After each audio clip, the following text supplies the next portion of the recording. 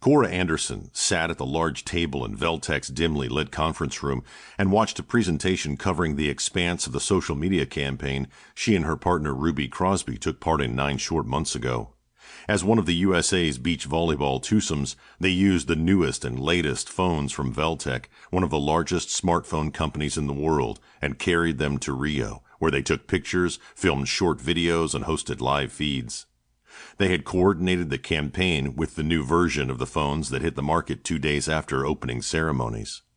The campaign, a brainchild of Cora's mother, Maxine, and the advertising department of Veltec, turned Cora and Ruby into darlings of the world. The viewing numbers during the Olympics broke records, and the endorsements that came after overwhelmed them. They were known as the Jewels of America, Ruby and Jade. Cora's nickname, given to her by her father when she was still a baby after he caught her chewing on a jade chess piece in his office.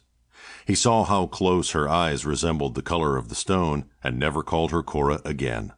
He often remarked that her eye color was the perfect blend of his ice blue eyes and her mother's emerald green eyes.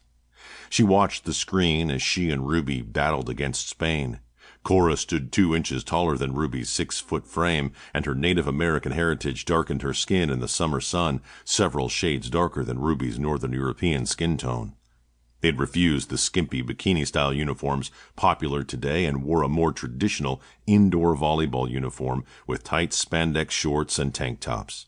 That also created a storm of support and criticism from the world, which caused more people to watch, which just increased the viewing numbers. All in all, Veltec considered the campaign a major success. As Cora watched the presentation, she felt very proud of the contribution she and Ruby made to the campaign. No one anticipated the massive response the consuming public would have. Maxine guessed that Cora and Ruby had something very special about them that drew the public to them in a way that social media encouraged. During competitions, the closeness the 2 women shared as friends and sisters in Christ created teamwork that made them move like a single unit, and they became a force to be reckoned with. If Cora hadn't wrenched her knee in the final match, they likely would have won the gold medals. Instead, they earned the silver.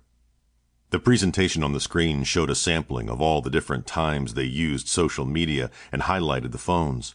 It ended with a graph visualizing the climbing popularity and ratings until anything they sent out had millions of views and tens of thousands of comments.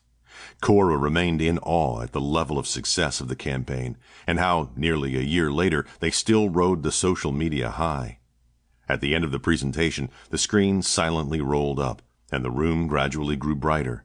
The lead ad executive, Marvin Collins, stood at the head of the table. "Jade, Ruby, we are thrilled with the success of this campaign. We'd like to do it again." Ruby said, "It's another 3 years before the 2020 games. Shouldn't we wait?" "True, for the summer games." He gestured with his hand, and Cora took note of the man sitting to his right. The man had oriental features, complete with straight black hair, dark brown eyes, and tan skin. He had very broad shoulders and sat tall and straight on just the edge of his chair. She estimated he stood at least 6 feet tall. He wore a blue button-down dress shirt that stretched across his wide chest and a thick smartwatch that would have looked too big for most men but fit him perfectly. "Ladies, I'd like you to meet Dauntless Davis Elliott. Davis is the #1 favorite to make Team USA's hockey team. He has agreed to be part of our upcoming Winter Games campaign that will start next week and build for the next several months until the closing ceremonies in Pyeongtaek, Korea." Cora narrowed her eyes at him. She recognized him but couldn't quite place him. When he turned to face them fully, she saw her school's emblem on his shirt and suddenly realized that he attended her school in Virginia. How did she know him? Classes together? Maybe she'd seen him at the gym. Then she remembered, and her face darkened. Last week, Davis Elliott and several hockey teammates made newspaper headlines because of a drunken brawl in a bar near campus. The newspaper slammed the hockey team as a whole for ending the school year on such a note. Davis Elliott's face had been clearly visible in the photo published on the front page of the paper. Ruby lifted her hand in greeting to Davis, and he nodded his head with a brief grin. Cora simply looked back at Marvin and asked, "Why start now? It's May. It's a long time until the February games." Davis answered, "It's my schedule. We're gearing up for training camp,